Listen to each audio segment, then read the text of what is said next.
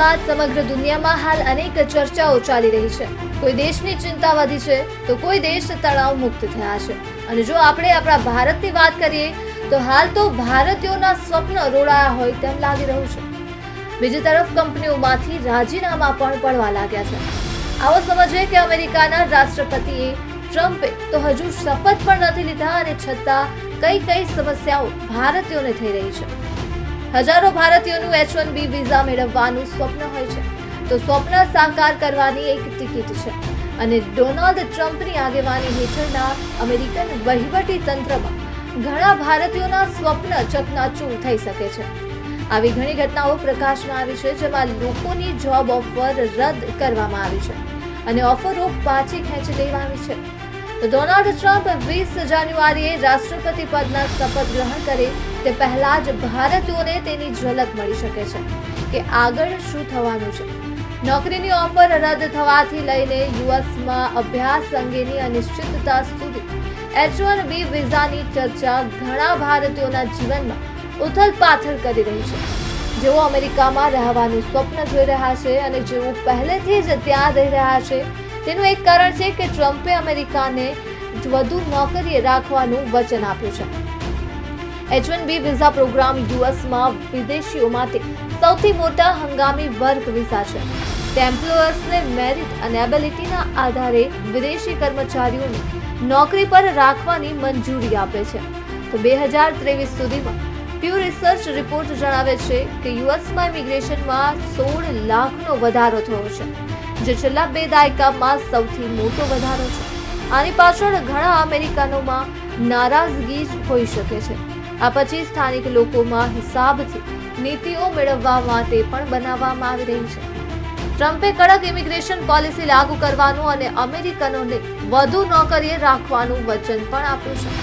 Immigration system પરની ચર્ચાએ ભારતીયો માટે સમસ્યાઓ લઈ આવ્યું છે, જેઓ યુએસમાં સૌથી વધુ H-1B વિઝા ધારકો છે.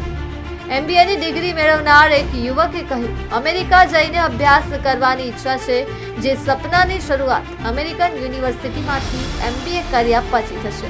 પરંતુ ટ્રમ્પ સમર્થકો દ્વારા H-1B વિઝા અંગેની ચર્ચા જોરશોરથી શરૂ થતા તેને લાગે છે કે તેનું આ પ્લાન અને સ્વપ્ન નિષ્ફળ જશે.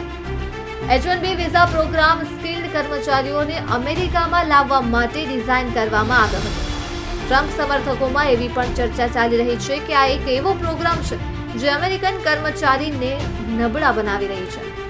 આ પ્રોગ્રામમાં ભારતીયોએ દબદબો બનાવ્યો છે, જેમણે 72% H-1B વિઝા મેળવ્યા છે, જ્યારે ચીનના નાગરિકો માટે 12% છે. મોટાભાગના વિઝા ધારકો સ્ટેમ ક્ષેત્રોમાં કામ કરે છે, ખાસ કરીને કોમ્પ્યુટર સંબંધિત નોકરીઓમાં. પરંતુ ભારતે H-1B વિઝા ધારકો વધતી તપાસ અને પ્રતિક્રિયાનો સામનો હાલ કરી રહ્યા છે. અહીં ચિંતા ફક્ત એ જ છે કે તે લોકો સુધી જ સીમિત નથી રહી જેઓ હજુ પણ અમેરિકા જવાનું સ્વપ્ન જોઈ રહ્યા છે. ત્યાં રહેતા લોકો માટે પણ આ એક મોટી ચિંતા છે, જેઓ તેમની નોકરી ગુમાવવાના જોખમમાં છે.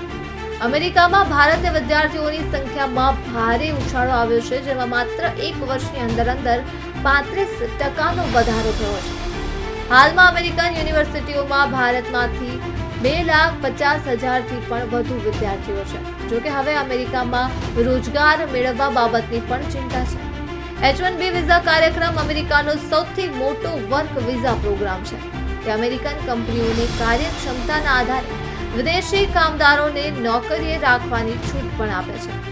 2023ના પ્યુ રિસર્ચ મુજબ અમેરિકાએ તે વર્ષે 16 લાખ જેટલા ઇમિગ્રેશન આપ્યા હતા, જે છેલ્લા 2 દાયકામાં સૌથી મોટો વધારો દર્શાવે છે. આ પ્રકારના વિઝાના લીધે અમેરિકનોમાં પણ અસંતોષ છે. તેના લીધે વધુને વધુ અમેરિકનોને નોકરીઓ મળે તેવી પોલિસીઓ ઘડવામાં આવી રહી છે. પોતાની એક્સ પોસ્ટમાં એક યુઝર્સે શેર કર્યું હતું, H-1B નાબૂદ કરવાથી અમેરિકનો માટે રોજગારની સમસ્યા કેમ ઉકેલી શકાતી નથી. અમેરિકન કંપનીઓ ભારતીયોને અમેરિકામાં ઇમિગ્રન્ટ્સ તરીકે લાવ્યા વિના પણ ભારતમાં જ તેમને નોકરી ઉપર રાખી શકે છે. સુરક્ષિત વિઝા ધરાવતા લોકો પણ અહીં મૂંઝવણ અનુભવી રહ્યા છે. ગુજરાતના એક સોફ્ટવેર ડેવલપર હાલમાં કેલિફોર્નિયામાં કામ કરી રહ્યા છે.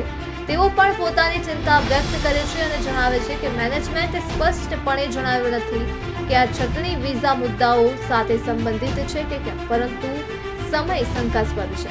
તેમણે વિઝા ધારકો માટે મુશ્કેલ પરિસ્થિતિઓ વિશે પણ વાત કરી. અમેરિકામાં રહેવા માટે તેઓએ તેમની વર્તમાન નોકરી ગુમાવ્યા માત્ર 60 દિવસની અંદર નવી નોકરી મેળવવી પડશે તે પણ જણાવ્યું હતું.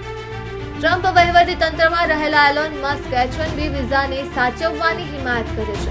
ઉદાહરણ તરીકે તે હજી સ્પષ્ટ નથી કે હવે આગળ શું થશે.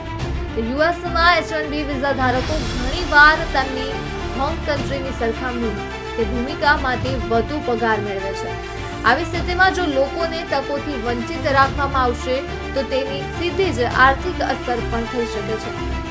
ઘણા લોકો માટે H-1B વિઝા કાયમી નિવાસનો માર્ગ ખોલે છે, પરંતુ આ પ્રક્રિયા ખૂબ જ ધીમી હોય છે.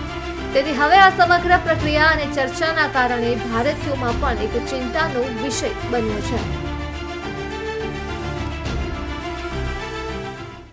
Hear these words, we will not comply. So don't even think about it. We will not shut down our schools. We will not accept your lockdowns.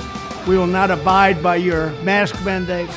And we will not tolerate your vaccine mandates. We will not let it happen.